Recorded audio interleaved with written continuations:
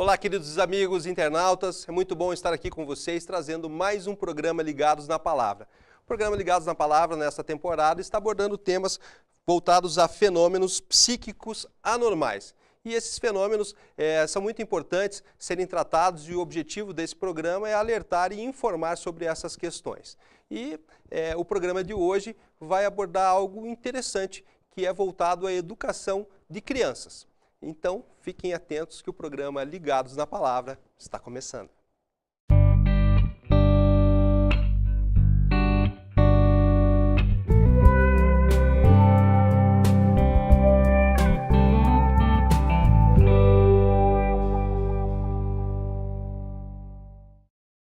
Estamos de volta. E para tratar desse tema tão interessante voltado à educação das nossas crianças, estamos recebendo aqui em nossos estúdios o Dr. Christopher Valenço. Tudo bem, Christopher? Tudo bem. E com você, Fernando? Tudo ótimo, com certeza. Eu quero aproveitar já e pedir que você faça uma oração para a gente. Então vamos começar. Oremos. Pai amado, eu te agradeço porque o Senhor nos dá a oportunidade de poder discutir sobre a educação dos nossos filhos, das nossas crianças e de todos aqueles que estão em conjunto conosco. Que o Teu Santo Espírito esteja conosco e que nós possamos honrar unicamente ao Teu nome, por Jesus. Amém. Amém. Obrigado, Christopher. Christopher, eu quero aproveitar e pedir para você que você me fale um pouco sobre o seu histórico aí profissional, né? Sei que você tem uma larga experiência aí voltado à educação de crianças e tal. Então, eu sou psicólogo tem 8 anos já. Trabalho principalmente com crianças e adolescentes, atendo famílias também, mas acabou que o mercado me deu um nicho mais restrito a crianças. Não que essa seja apenas a minha escolha, mas me facilitou muito, porque eu gosto muito de crianças, gosto muito de adolescentes, então acaba tendo uma boa facilidade nisso. O que eu também faço é algumas consultorias em escolas, trabalho com alguns assuntos específicos, dentre eles, inclusive, sexualidade, quando a gente separa para conversar tanto com crianças de 5º ano, que lá tem 10 anos, até 3º ano de ensino médio. Então, são ideias assim, mais ou menos o que eu faço. Até para deixar assim claro e elucidar para quem está nos assistindo, quem é criança? Quem é considerado criança? Então, muito bem. Criança é qualquer um que tenha entre 0 e 10, 11, 12 anos. Tal como a adolescência é um pouquinho diferente também, não tem uma estrutura travada. Sim. Dentro da infância, você vai até o momento que a criança ela tem a necessidade de ela estar sendo cuidada, sem autonomia nenhuma. Então, ali que você entende aquilo como criança. Enquanto ela ainda está naquele círculo dos pais, principalmente é isso daí. A gente tem algumas coisas que não estão travadas, né? Certo. Teria alguma coisa a ver com a fase da puberdade, assim? Seria de 0 até chegar à puberdade? Não, nada a ver. Biologicamente sim, né? Mas é que, vamos dizer, no momento em que a criança passa a mudar a cabeça dela e o social dela, ela passou a ser adolescente. E às vezes a criança é criança no sentido de puberdade, mas já tem uma cabeça de adolescente. Então, aí a gente já não pode considerar esta criança biológica como uma criança mais, ok?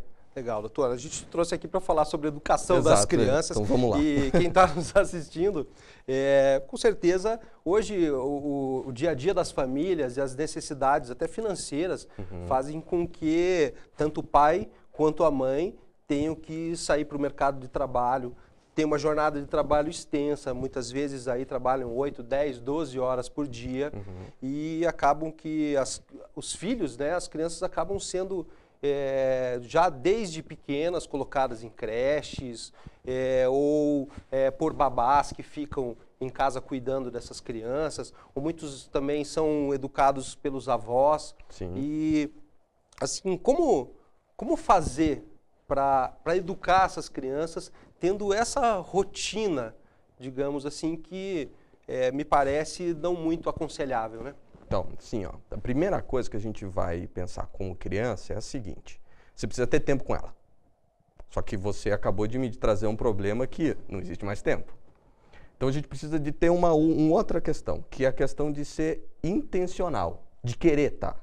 Então assim, muitas vezes o tempo ele não vai ser tão extenso, mas a intencionalidade de querer estar junto com a criança, de querer mostrar para ela qual que é o correto, qual que não é o correto, qual que é o limite que ela tem, qual que é o limite que ela não tem, aonde que ela tem que fazer, o que que ela não pode fazer, entender o dia a dia da criança, é isso que faz com que a criança, muitas vezes, saiba aquilo que deve ou não deve fazer. O problema é que as noções de diversas pessoas cuidando dela, muitas vezes não dão uma noção de uma autoridade que se interesse diretamente por ela. E isso causa uma série de problemas. Né? E para a gente exercer isso, essa autoridade, a gente deve ser firmes, flexíveis, como que a gente deve agir nesses casos? Então assim, ó, firmeza já pressupõe uma certa flexibilidade, né? Então assim, eu gosto de explicar esse tipo de coisa da seguinte forma. Por exemplo, se você está com a tua perna quebrada, é porque a firmeza do teu osso já não está funcionando muito bem. Por isso que você precisa de uma estrutura que seja rígida da forma externa, para que o teu osso volte a ser. Só que, tanto como a perna ou como qualquer coisa, a parte interna ela é firme, para que a parte externa ela seja maleável e flexível. Isso quer dizer o seguinte, limites se dão com princípios claros, que podem ser aplicados de diversas maneiras, o que não é muito fácil da gente pensar. Mas vamos fazer o seguinte, vamos tentar pensar assim. Eu tenho certeza que tem alguns que vão ter problemas com os filhos na hora de dormir, ok? Princípio, criança precisa dormir cedo por alguns motivos. Ele precisa entender que ele precisa de mais tempo para dormir. Só que se ele não entender isso ou não importa. Ela precisa ir dormir mais cedo. Simples assim. Ponto. Precisa ser. O que acontece? Quando você faz esse tipo de coisa, muitas vezes os pais dizem assim, não, tem que dormir às 9 horas da noite. E a rigidez muitas vezes é tão forte que não percebe que naquele dia teve um acontecimento um pouquinho que atrapalhou um pouco toda a situação, que aquilo vai ter que ser 9h30. Isso é você ter firmeza de você trazer a criança para ela entender que ela precisa dormir cedo, mas que existe uma certa flexibilidade sem perder o princípio. Certo, mas você não acha que às vezes a gente dá muita explicação para a criança e isso pode ser prejudicial também? Sim. Então assim, existem algumas coisas. Você vai explicar para o teu filho quando ele não souber que aquilo é um erro. Aí você explica. O problema é que tem muita gente que quer explicar todas as vezes. A criança já sabe. E muitas vezes a criança pede explicação para que ela possa ter um tempo a mais, para que ela entre num nível manipulatório. E a criança manipula e muito. Porque ela conhece os pais. Ela conhece qual que é aquela carinha que faz daquele jeito. E aí o pai que já está, ou mãe que está triste ou se sentindo culpado porque não está conseguindo estar todo o tempo, em vez de ser firme e correto para mostrar, não, isso aqui tem que ser desse jeito, aí às vezes fica explicando, dá a ordem, diz que vai punir e não pune. Essa é a pior coisa que tem, né? Então, no momento em que o pai diz, ou a mãe diz que vai fazer alguma coisa, melhor ela não ter dito, porque se não fizer é pior. É pior porque dá aquela ideia de dizer assim, então eu posso fazer o que é e eu vou enrolar. E muitas vezes as crianças fazem isso. E os grandes responsáveis disso são os pais, que prometeram e disseram alguma coisa e não fizeram. Certo, é melhor, né, se for combinar alguma coisa, cumpra, né? Porque ninguém é obrigado a combinar nada, né? E assim deve ser com as crianças também. Exatamente, porque elas vão aprender assim. Então, se a gente dá um limite, e esse limite não é um limite claro e simples para a criança seguir, o que ela vai fazer? Ela vai pensar que quando ela está mais velha, ela vai poder fazer a mesma coisa. E a gente começa a perceber que na nossa sociedade esta não chega nem a ser maleável. Essa permissividade, ficar permissivo, faz com que as pessoas acreditem, não é tão assim, não precisa ser sempre assim. E tem coisas que não dão, né? Não tem como fazer. Certo, eu acredito que seja uma questão hoje que é muito comum que envolvem as famílias no geral são muitas vezes as questões que envolvem pais separados. Sim. Como deve acontecer a educação nesses casos, né? Acredito que muitas vezes o pai, né, que não está convivendo com o filho, acaba querendo compensá-lo com uma série de presentes, mimando de forma muitas vezes desproporcional. Qual é a sua dica para os pais que estão nos assistindo que estão atravessando esse tipo de rotina, digamos então, assim? ó, por exemplo, os pais separados, a responsabilidade nunca é da criança. Certo. Né? Então, os pais que decidiram se separar, seja por qualquer tipo de situação, a tendência é lembrar que, independente do que seja, os pais continuam sendo pais. Não importa como está essa configuração. Se está junto o casal que está se dando bem, ótimo. Se eles estão se separados, que deu esse problema de ter que separar alguma coisa, ok, mas eles continuam sendo pais. O que eles precisam? Entender a rotina de ambos, sem entrar na particularidade da vida do ex-cônjuge. Certo. Mas os dois precisam ter a ideia de qual que é a rotina da criança. E tentar manter o mais próximo possível. Não utilizar a criança como muitos casais separados fazem, de utilizar assim, não, mas eu não concordo do jeito que a sua mãe ou seu pai faz tal coisa, então eu vou fazer do meu jeito. Não, calma aí. O grande questão não é você. O pai, ele tem que lembrar que não é ele que é o centro, é o filho que é o centro. O centro das necessidades que está lá. Quando está com o filho, seja fim de semana, seja guarda compartilhada, qualquer que seja a configuração, ele precisa entender que a criança ela vai mudar de casa, vai mudar de contexto, mas não muda de regras. Certo. Entende? Tem algumas coisas que vão ser um pouquinho diferentes, mas os princípios vão ter que ser os mesmos, porque senão você confunde muito. Ah, na minha casa do meu pai eu posso fazer tal coisa, na casa da minha mãe não posso. Ok, existe esse tipo de coisa? Existe. Mas os princípios, quanto mais próximos, menos confusão vai dar para a criança e mais fácil é para ambos os pais da criança. Com certeza. Então é importante, muitas vezes, que os pais se conversem, né, para poder determinar os limites da criança, tanto na casa de um quanto na casa de outro. É isso mesmo? Sim, e não só se conversem, mas vamos dizer que o problema, que muitas vezes acabou o casamento, só que ficou ranço de problemas, etc., que é muito comum. Sim. O que vai acontecer? Você ter a maturidade suficiente para não entrar nas particularidades de por que acabou o casamento, o que aconteceu, mas você levar as informações. Ó, tá acontecendo isso na escola, tá acontecendo esse tipo de coisa aqui em casa, e o outro que está ouvindo isso, não ficar assim, mas eu sabia, porque era você que ia fazer esse tipo de coisa. E daí entrar naquele ataque pessoal. É de pensar assim, tá acontecendo isso, eu estou fazendo isso. Para que o outro pai tenha noção daquilo e para a criança não ficar como a detenção do poder total nela. Porque se dá muitas vezes à criança um poder que ela não tem nem noção qual que é a consequência que aquilo vai acontecer com ela. Com certeza. Você abordou um ponto interessante, a questão às vezes do comportamento da criança na escola. Sim. É comum a gente ficar sabendo aí através do noticiário, às vezes até de amigos, de alunos que maltratam o professor, muitas vezes chegam até a agredir o professor. E será que isso é um problema que é gerado lá dentro do lar, que por algum motivo deixou a desejar? Ou, de repente, os professores que são, de repente, mal preparados, muitas vezes acabam agredindo também, seja por palavra, ou muitas vezes física, acho que é mais difícil de acontecer. Mas, assim, como os pais podem agir, assim, para procurar trabalhar melhor essas questões? Tá, a gente tem alguns problemas aí.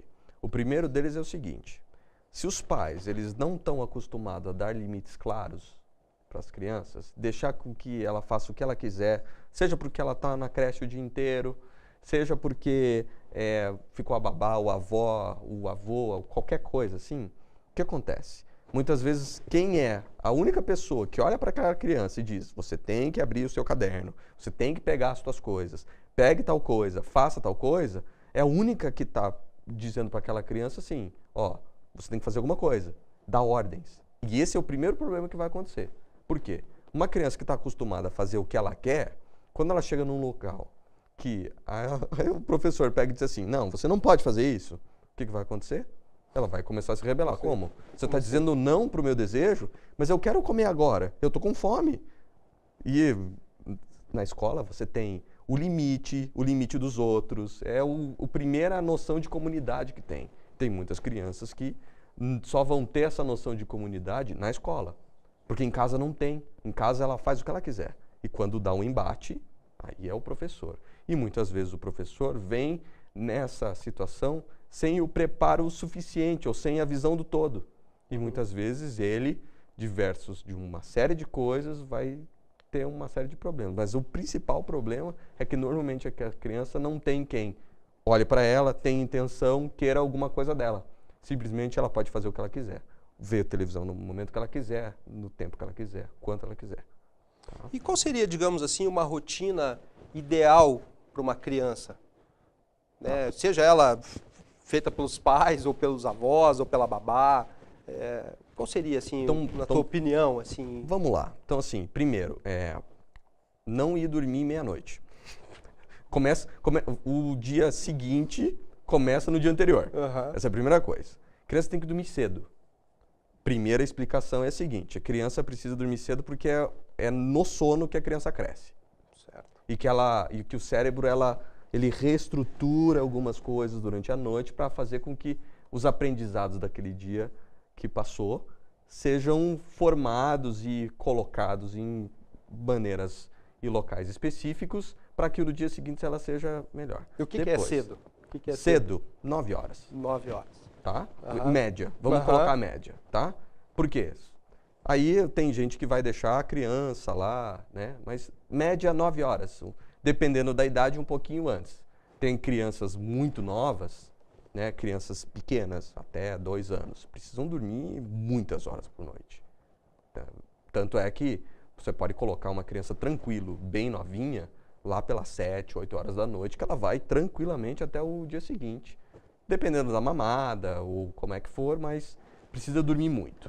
Crianças um pouco mais velhas, dependendo assim, precisam de um pouco menos de sono, mas no mínimo entre 8 e 10. Isso sem dúvida nenhuma. Quanto menor, mais tempo, vai ficando um pouquinho mais velha, um pouquinho menos tempo, mas ainda assim tem que ser. E, obviamente, a qualidade de sono à noite ela é muito maior do que durante o dia.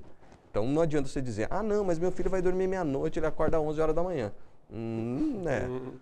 Chegou depois das 6 horas da manhã, você tem luz, você tem som, então a qualidade de sono decai muito grande. Então essa é a primeira coisa. Depois, rotinas corretas com respeito à alimentação. A criança ela precisa entender que tem momentos para que ela possa comer. E se a família puder estar pelo menos em um dos momentos do dia em conjunto, pode ser de manhã, pode ser na hora do almoço, ou pode ser na hora do jantar, que isso possa sentar e entender qual que é a rotina da criança, porque os pais precisam saber o que está acontecendo no dia a dia. Sim. Criança não muda de um dia para outro, mas ela muda muita coisa num dia. Isso é importante a gente saber. Então, tem dias que você olha assim, nossa, o que aconteceu com essa criança? Porque ela aprendeu uma outra coisa na escola com o amiguinho ou na televisão e mudou. Outra coisa, criança é feita para brincar, tá? Quanto mais a criança brincar fora de dispositivos eletrônicos, melhor. Alguns estudos têm trazido que crianças até 10 anos não deveriam ter smartphone nem tablet seus. Uhum. Podem mexer? Sim. Com um limite máximo de 2 horas com dispositivos eletrônicos e daí entra computador, televisão, tablet, 2 horas por dia no máximo. Isso para crianças entre 8 e 10 anos. Muitos pais acabam utilizando esses dispositivos como uma babá ali, né? Para deixar o filho se entretendo ali, né? De vez em quando eu vou em alguns restaurantes, eu fico notando o que está acontecendo do lado ali, e às vezes eu vejo a criança lá, tipo, nem come, né? Tá lá mexendo assim e o pai, deixa aí, né? Porque ele tá quietinho. Mas não sabe que tá perdendo uma grande chance de entender como é que aquela criança tá pensando. Sim. Que faz com que muitas vezes essa criança tenha a noção de que ela precisa estar com outras pessoas, porque, né, deixam ela lá porque ela para de incomodar. E esse é um problema, porque isso não é nem um pouquinho educativo. E você depois tem um problema, e daí diz lá para a criança, essa criança só fica aqui falando mexendo nesse celular, nesse tablet, nesse negócio. Bom, pois é, quem que deu? Né, ela foi lá sozinha e comprou, né? Então, quem que deu? Quem que deu o tempo? Sim. O que precisa entender, né? Para você saber, pai, o teu filho, ele precisa de coisas, sim, mas ele precisa mais de você. Muito mais de você. Porque é você quem vai dar todos os teus princípios, os teus valores, seja você queira ou não. Porque se ele entender que você dá mais atenção para tua televisão ou dá mais atenção para o tablet que você dá na mão dele, ele vai entender que aquilo é mais importante do que a relação interpessoal. E o problema é que a gente só aprende a ter relação interpessoal com outras pessoas. Sim. Não com dispositivos eletrônicos. Educar uma criança dá trabalho mesmo, né? Se o pai não quiser se dedicar a esse trabalho, né, tomara que não, mas a tendência é que tenha problemas no futuro, né? Vai ter problemas, vai ter. Né? Então, assim, mesmo você tendo trabalho e dando tempo, você vai ter problema, porque nós somos seres problemáticos. Sim. A diferença é que você pode escolher alguns problemas e outros não. Vamos dizer, tem algumas psicopatologias que você vem, vamos brincar assim, vem de fábrica, vem da genética, ok? Mas a maioria delas são o meio que suscitam que ela possa acontecer. Tipo? Então, assim, vamos lá. Você pode ter uma predisposição a transtornos de ansiedade e transtornos de humor, que são depressão, etc. Só que você tem, às vezes, uma base mental e genética que já te predispõe àquilo. Porém, existem algumas situações que podem favorecer a isso, né? Então, crianças que têm ausência de rotina completa, tá? Elas têm muita chance de desenvolver transtornos ansiosos. Ou que têm muitos conflitos dentro de casa. Elas não sabem como elas têm que reagir. Elas não entendem qual que é o lugar delas. Então, isso tem uma grande tendência de, no futuro, chegar a uma intensidade que seja fora do padrão. Entendeu? Então, e a gente tem pego muito, eu e os meus colegas dentro da clínica, muitas crianças com situações ansiosas em idades muito, muito cedo. Aí você diz assim, como assim? Não era para estar acontecendo ainda isso. Só que por que acontece? Pelo estilo de vida, pela forma, pela ausência de sono, de alimentação adequada, você acaba antecipando problemas. Certo. O problema está instaurado, vamos dizer assim. Já era. Que o pai, a mãe que está nos assistindo, que horas que ela deve perceber que o problema está instalado e que ela precisa de ajuda? Porque é difícil, né, para o pai chegar a esse momento e falar assim, não, eu estou precisando de ajuda, né? Qual é esse momento? Então, assim, primeira coisa, coisas que são simples na rotina da criança. Então, assim, você percebe que teve uma mudança muito brusca na criança. O que é isso? Primeiro, dormia bem, parou de dormir bem. E isso não é um dia. É alguns dias, tá? Vamos dizer lá, 2 a 3 vezes por semana começa a ficar complicado. A criança, ela pode dizer, às vezes a minha perna está doendo, às vezes meu estômago está doendo, às vezes minha cabeça está doendo. Esses tipos de sintomas, muitas vezes as crianças elas não vão dizer assim, eu estou ansioso. Ela vai dizer assim, mãe, eu estou com um desconforto, tá ruim aqui, tá doendo minha barriga. Então, às vezes, esse desconforto não é porque ela comeu alguma coisa, é porque ela está ansiosa e ela não entende. Às vezes, quando você vê a criança não dormindo bem, não comendo bem, mudando, ou comendo muito bem. Então, assim, são essas coisas. Sempre... A criança é meio equilibrada, né? Às vezes ela estava super feliz e às vezes ela está extremamente irritada e começou a ficar muito irritada, ou muito mais quieta. Ou você percebe que a criança ela já não tem uma tolerância à frustração, aquilo que ela não gostou, o que vai acontecer? Ela vai começar a ficar muito... você vai sentir que tem alguma coisa errada. Ou, às vezes o pai não está notando isso, o que vai acontecer? Uma queda nas notas dentro da escola, problemas relacionais na escola, ou você começa a perceber que o seu filho começa a ter a questão de ficar roendo muito a unha, entende? Começa a chorar por qualquer coisa e começa a reclamar muito ou começa a mentir. São coisas que você tem que perceber e olhar, ó, aqui está um momento de procurar ajuda. Quando começa a perceber que não sabe como fazer aquilo e muitas vezes você não sabe como lidar com aquilo. Certo. Porque, saiba, pai, você tem a mesma idade do teu filho. Você diz, não, como assim? Não tem? Você tem a mesma idade do teu filho. Então, se o teu filho tem 6 anos, você faz 6 anos que é pai deste filho. Mas eu tenho outro que tem 12, ok? Então você é pai de um de 12 e de outro de 6. É isso que funciona. Sim. Porque... Até no nosso próximo programa a gente vai abordar essas questões do adolescente.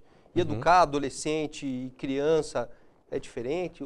Como que é? Então, assim, você tem que lembrar que o adolescente nada mais é do que uma criança que está passando de fase, ok? Então, assim, pro nível 2. Pro nível 2, ou 3, ou sei lá, né? Então, assim, eu vou dizer que dentro do dia a dia, cada ano são muitas fases no mesmo ano, então, né? Mas assim, para a criança, você precisa alicerçar, colocar os princípios de forma bem clara. Então, não dá para você ser muito negociador com criança. Muito amigão. Pai tem que dizer assim, esse é o momento de... pai, mas eu não quero. Que bom que você não quer, mas, né? Se você quisesse, seria mais fácil para você, mas você vai do mesmo jeito, tá? Por quê? Ela precisa entender que tem horário de dormir, que tem horário de comer, que tem coisas que ela pode fazer e que ela não pode fazer, que tem coisas que ela tem que chegar para o pai e dizer assim, pai, eu posso fazer tal coisa? Pode. Por quê? Porque a criança não tem ainda a noção da consequência daquilo mais para frente. Só que o adolescente, se ele souber isso de criança, aí ele vai poder negociar com esse pai, que aí vai poder ser mais amigo dele na adolescência do que propriamente amigo na infância. Então, assim, primeira coisa, infância. A criança precisa saber exatamente qual que é o limite. Ponto. O pai tem que ser pai. O sim é sim, o não é não. Na adolescência, você, pai de adolescente, pode negociar com o teu adolescente. Mas você vai negociar numa situação que você já vai saber. Ele já vai entender. Ele não vai perguntar para você se ele tem que voltar para casa para dormir. Sim. Ok? Ele vai tentar negociar para você. Você vai pegar e dizer assim, filho, chega ali 10 horas. Pai, mas o pessoal lá pode ser 11. Isso é negociação. Sim. Ele não está questionando a autoridade. Ele está tentando abrir uma concessão dentro do princípio. O princípio está mantido. O que pode ser maleável na adolescência é exatamente isso, essa negociação.